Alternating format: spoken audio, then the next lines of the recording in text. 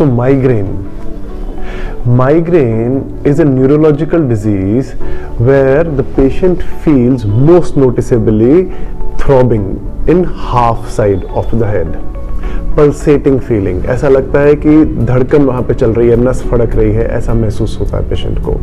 और ये problem trigger होती है उसको स्मेल से, लाइट से, किसी पर्टिकुलर एक्टिविटी के बाद में, या फिर धूप में बाहर निकलने से।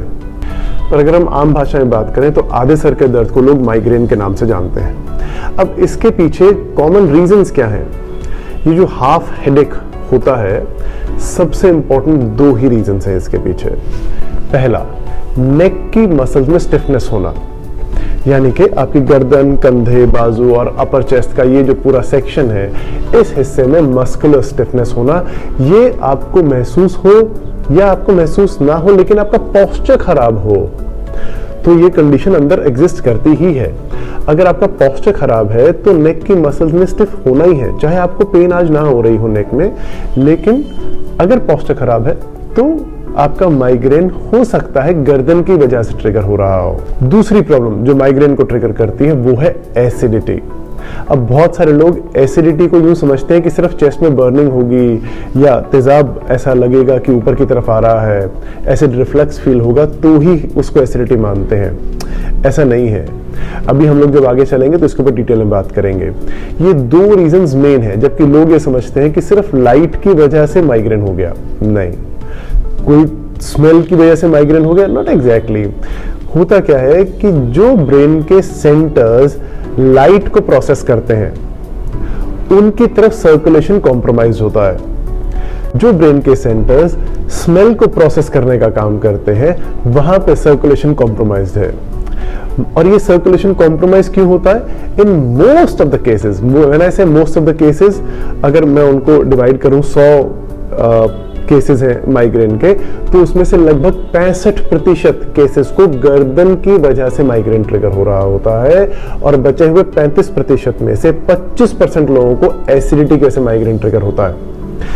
अभी हम इन दोनों चीजों की डिटेल में बात करने वाले हैं। और 10% लोग ऐसे होते हैं जिनको एक्चुअल में किसी साउंड से या किसी स्मेल से या लाइट से या किसी और चीज से हो रहा होता है, और वो एक बिल्कुल एक्सेप्शनल केस आप मान के चलिए। और हम इस चीज को यूं भी कह सकते हैं कि ये 2+1 का प्रिंसिपल है।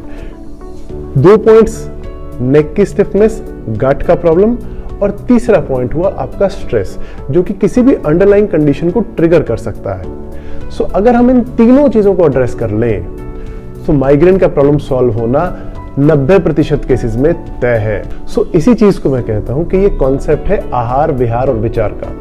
आहार यानी कि आपकी गट, विहार यानी कि आपकी एक्टिविटीज क्या है जिसकी वजह से आपकी मस्कुलर स्टिफनेस आ रही है, लैपटॉप यूज करना, रेस्ट नहीं करना, ये सब चीजें विहार यानी आपकी एक्टिविटीज का पार्ट हुई। और तीसरा पॉइंट हुआ विचार यानी कि स्ट्रेस। सो आहार, विहार और विचार, ये तीन चीजें अगर आप ठीक से एड्रेस कर लें तो आपकी प्रॉब्लम का सलूशन मिलना तय है। और जिन लोगों को लगता है कि नहीं, मुझे तो कंफर्म है, मुझे तो जो प्रॉब्लम है वो धूप में निकलने के बाद ही होती है, मुझे तो तेज रोशनी पड़े अगर आंखों में तो ही ये ट्रिगर होती है, जिनको एक कंफर्म है बात, जिनको लगता है कि पर्टिकुलर स्मेल ही ट्रिगर करती है, तो आप ये जान लीजिए कि सभी 100 के 100 माइग्रेन के केसेस को ऐसा ही लगता है। क्या वाकई में आपके केस में ऐसा होता है? जरा आगे चल के इस बात को समझते हैं। सो हम लोग पहले बात करते हैं गट की। आप ये चेक करिए कि जब आप खाना स्किप कर रहे हैं तो क्या अगले दिन आपको माइग्रेन ट्रिगर हो रहा है? या फिर आपने लंच स्किप किया था तो डिनर से टाइम के आसपास आपको माइग्रेन का प्रॉब्लम शुरू हो गया था, थोड़ा सा ही सही लेकिन स्टार्ट हो गया था क्या? अगर आपको ऐसा लगता है कि आपने गलत खा लिया है, ओवर ईटिंग करी या गलत खा लिया, आप बाहर गए और फंक्शन में आपने कुछ ओवर ईटिंग कर ली, तो उसके बाद अगले दिन आपको माइग्रेन का एपिसोड हुआ क्या?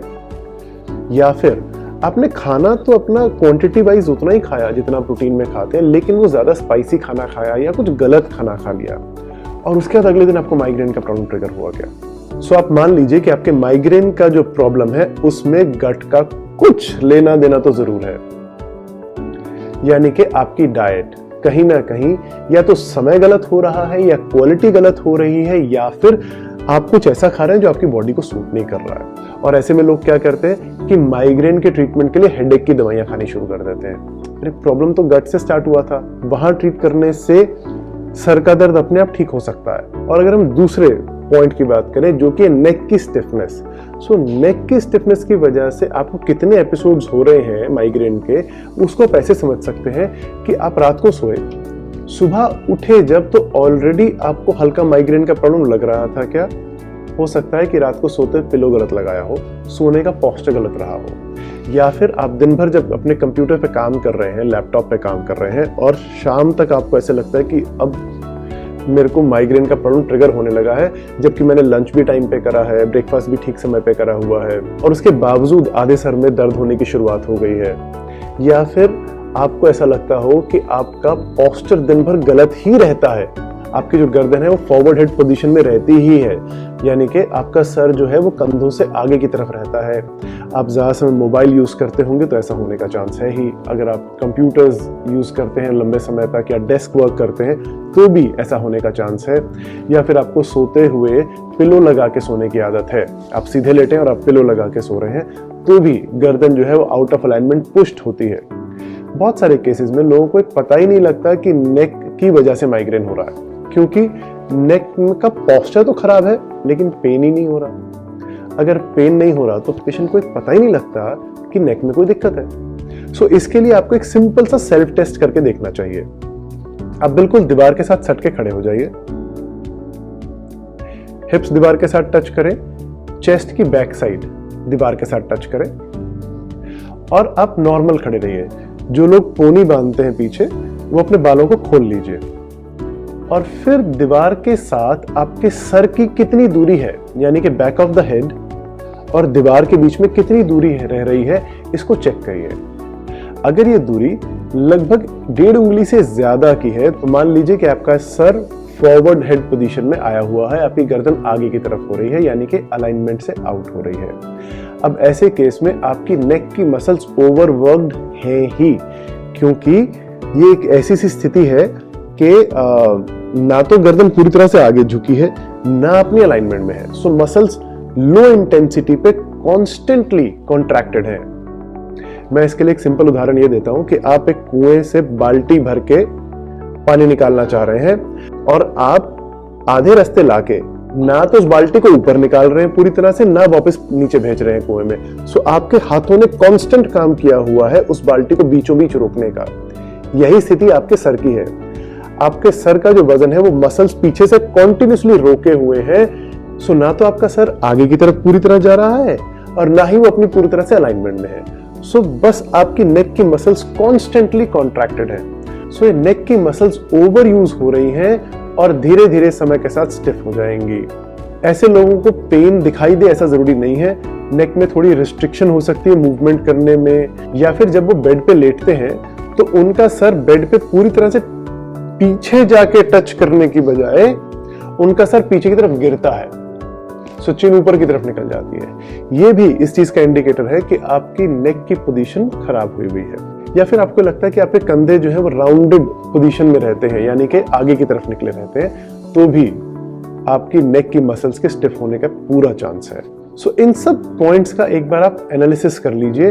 अगर आपकी नेक में पेन नहीं है लेकिन इनमें से कोई पोजीशन एग्जिस्ट करती है, चाहे सर आगे हो, चाहे कंधे आगे हो, या बहुत देर बैठने का या मोबाइल पे यूज करना काम करते हो, तो आपकी नेक की मसल्स में स्टिफनेस होगी ही। और फिर नेक की मसल्स की स्टिफनेस क्या करती है? सो नेक से जो सर की तरफ जाने वाली ब्लड सप्लाई है वो कॉम्प्रोमाइज हो रही हो, ऐसा पॉसिबल है। ऐसा मैं इसलिए कह रहा हूं क्योंकि जो इमेज इस समय आपके स्क्रीन पे है ये दिखा रही है ब्लड की वेसल्स जो कि नेक की बोन्स के बीच में से सर की तरफ जाती हैं। ब्रेन को ब्लड सप्लाई करने के लिए 4 मेजर ब्लड वेसल्स हैं, जिनमें से 2 आगे की तरफ से जाती हैं, आपके कंठ के दोनों तरफ से, एडम्स एप्पल के दोनों साइड से, और 2 वेसल्स आपके गर्दन के पीछे से जाती हैं। और ये जो पीछे से जाने वाली वेसल्स हैं ये सर्वाइकल की बोन्स के बीच में से ऊपर जा रही होती हैं। तो अगर आपकी सर्वाइकल बोन्स पे या सर्वाइकल की मसल्स पे प्रेशर पड़ रहा है तो इन ब्लड कैरिंग वेसल्स पे प्रेशर है ही। यानी कि इनसे होने वाली सप्लाई कुछ ना कुछ हद तक कॉम्प्रोमाइज जरूर है और इसकी वजह से सर के पीछे की तरफ भारीपन महसूस हो सकता है और ब्रेन के वो सेंटर्स जहां पे स्मेल की प्रोसेसिंग होती है या फिर जहां पे लाइट पड़ती है आंखों से, जो नर्व कैरी करती है ब्रेन की तरफ सिग्नल्स को, उन ब्रेन के सेक्शंस में सर्कुलेशन कॉम्प्रोमाइज हो सकता है।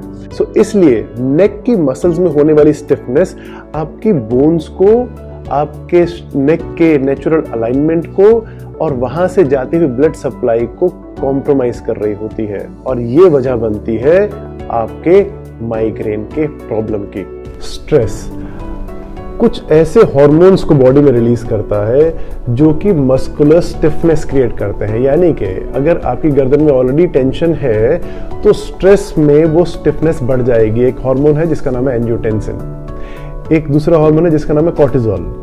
ये हार्मोन्स बॉडी में स्टिफनेस क्रिएट करते हैं जिसको हम फाइट और फ्लाइट मैकेनिज्म भी बोलते हैं। ये हार्मोन्स नेक की मसल्स को टाइट कर सकते हैं और अगर आपकी नेक की प्रॉब्लम है तो माइग्रेन ट्रिगर हो ही सकता है। दूसरी बात, स्ट्रेस में आपका गट भी नॉर्मल फंक्शन नहीं करता है। कुछ लोग को स्ट्रेस में लूज मोशंस होते हैं, कुछ लोग को कॉन्स्टिपेशन हो जाता है। ये तो वो कंडीशंस हैं जो आप बाहर से देख पाते हैं। कुछ लोग की बॉडी ना तो लूज मोशंस ट्रिगर करती है ना ही कॉन्स्टिपेटेड होती है, लेकिन डाइजेशन कॉम्प्रोमाइज हो जाता है, गैस, एसिडिटी, ब्लोटिंग की दिक्कत आती है। और कुछ लोग के शरीर में तो ये सिम्टम्स भी नहीं दिखते, सिर्फ कुछ फूड अनडाइजेस्टेड रह जाता है। सो स्ट्रेस की वजह से छोटे या बड़े लेवल पे कुछ ना कुछ कंडीशन गट की ट्रिगर हो ही रही होती है।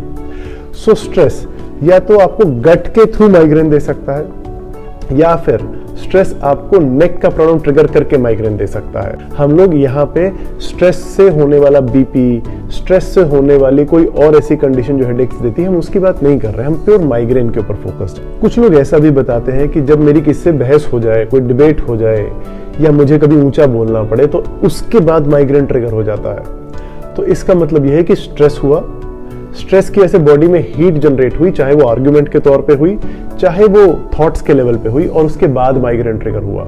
तो यहाँ पे दोनों ही चीजों का रोल आएगा। जैसे ही स्ट्रेस हुआ, आपने आर्ग्यूमेंट किया, बॉडी में मस्कुलर टेंशन क्रिएट हुई, साथ ही साथ गट की फंक्शनिंग कॉम्प्रोमाइज हुई और उसके बाद आपको हेडेक्स स्टार्ट हो गए।